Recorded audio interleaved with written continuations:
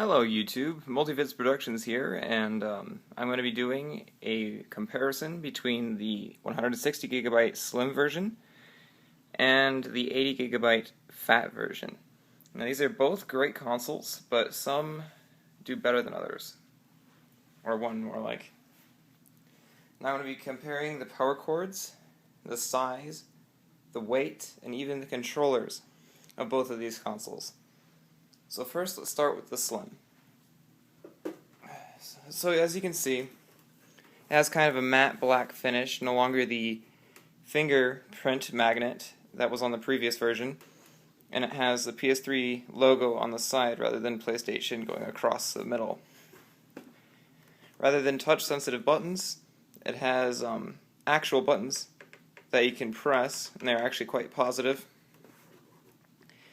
And I quite prefer them over the touch-sensitive ones.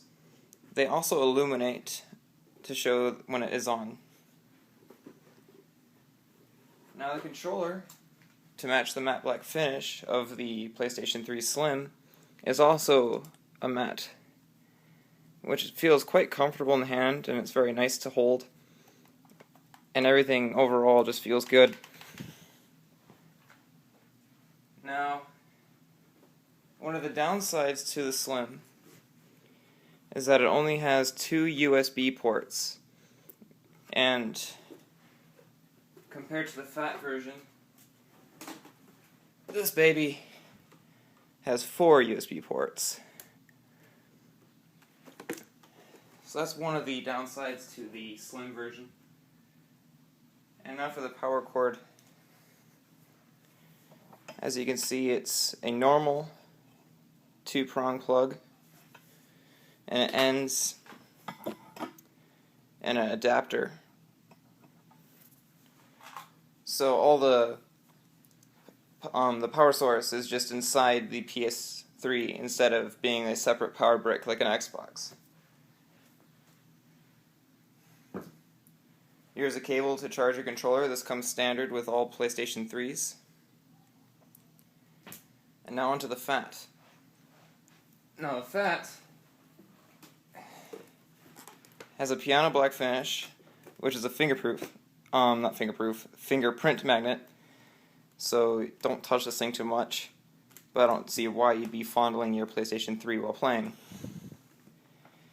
It has the same disc tray as the Slim version. The only difference is it has touch-sensitive buttons that don't illuminate.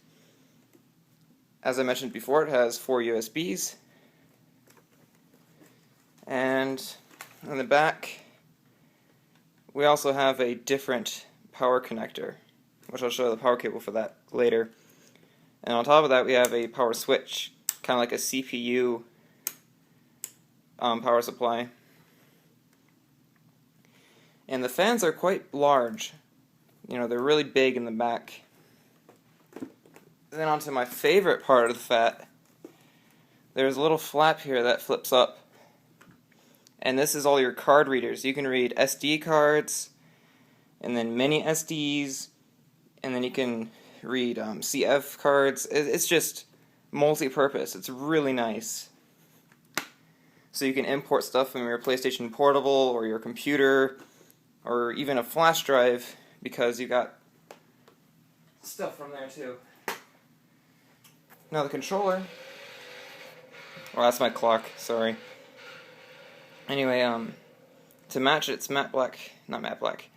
piano finish, it's a shiny controller. This one has a bit more wear and tear on it, like one of the triggers is messed up. But anyway, I've had many a good time with this controller. There's nothing wrong with it. Also very comfortable and well made. But for some reason, this one does not have a rumble pack in it. Maybe it's just an older version.